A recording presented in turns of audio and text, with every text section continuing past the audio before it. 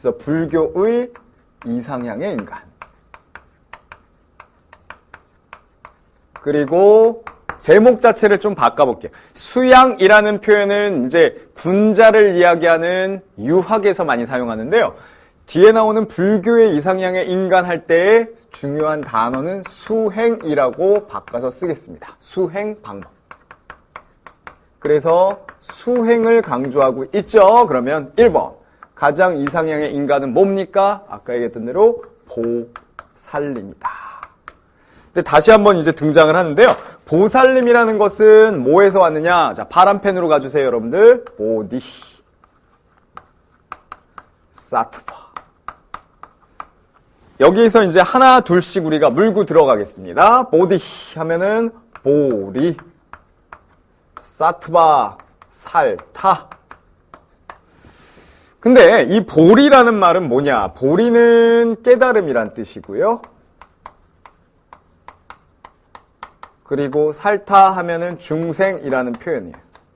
아하, 여기에서 힌트가 하나 나오죠. 이 보살님은 구체적으로 표현하면 박스 치고요. 보살님은 결국 대승불교에서 강조하고 있는 이상향의 인간이다. 왜 그러느냐? 대승불교와 자 검정색 펜으로 소승불교가 나뉘게 되는데요. 전개되는 과정에서 소승불교는 본인의 엄격한 해탈, 본인이 깨달음을 얻어서 본인 한 사람만 어떻게 해탈하는 것을 강조하는 게 소승불교예요. 그러니까 소승불교라는 것은 작은 수레를 얘기하잖아요. 근데 대승이라는 건 뭐예요? 아하, 대중화된. 그러면 지금 대중화된 불교로서 나만 깨달음을 얻는 것이 아니고 대중들과 함께한다라는 게 어디에 걸려요? 자, 빨간 펜으로 여기에 걸리죠. 중생들을 굽어 살펴서 어떻게 한다? 그들을 구제한다. 그래서 이것을 한마디로 뭐라고 하느냐? 화살표, 상, 구, 보, 리.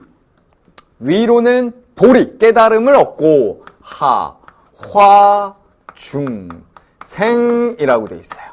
자, 아래로는 화, 변화시키는 거죠. 이끌어주는 거예요. 교화시킵니다. 어떻게? 중생들을.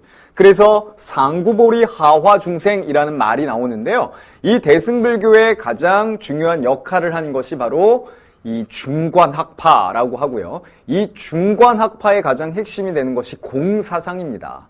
아니 무슨 말인가? 그래서 중관학파 공사상 이건 모르시더라도 여러분들이 대승불교 하면 용수라는 사람이 나오는데요. 그 용수라는 승려의 대승불교가 이제 퍼져나가게 되고요. 그 대승불교가 대중화되어 가는데 많은 역할을 한 것이 바로 공사상이라는 거예요. 그래서 공사상 하나 적어드릴게요. 자, 공사상은 누가? 용수라는 승려입니다. 남인도 태생의 용수라는 승려인데요.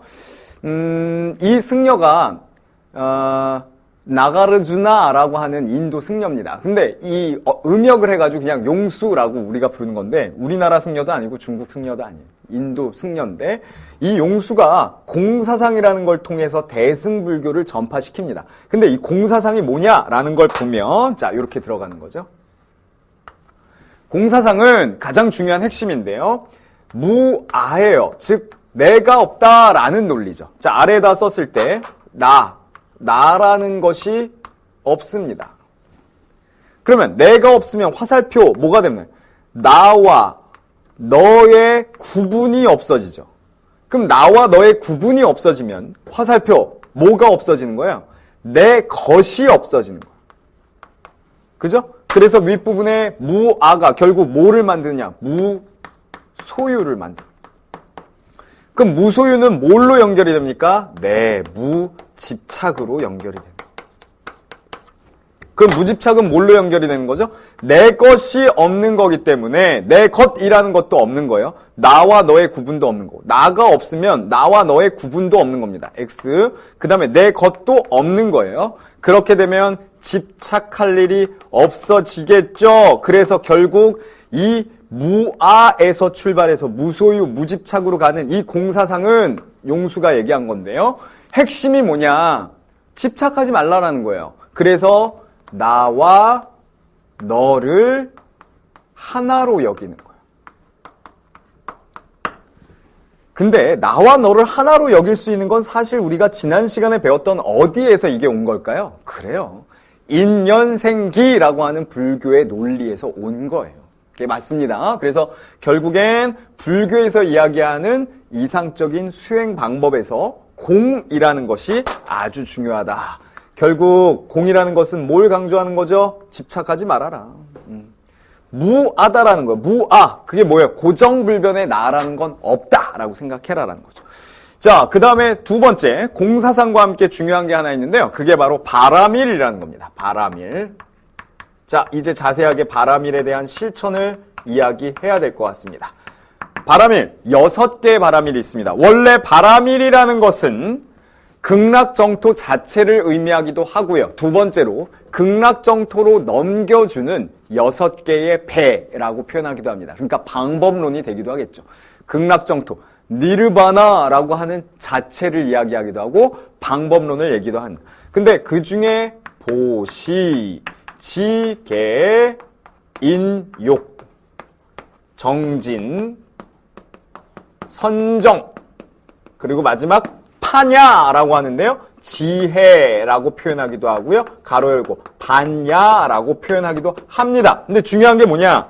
이러한 것들이 결국 뭘 실천하는 거냐면 보살행을 실천하는 거야. 그 보살행이라는 건 뭐에 초점이 맞춰져 있죠? 그렇죠. 중생들을 구제하기 위해서. 그래서 보시하면은 계속해서 베푸는 것, 무주상보시라고 하는데요. 계속 아낌없이 쥐었다는 것마저 까먹을 정도로 계속 베푸는 것을 보시라고 하죠.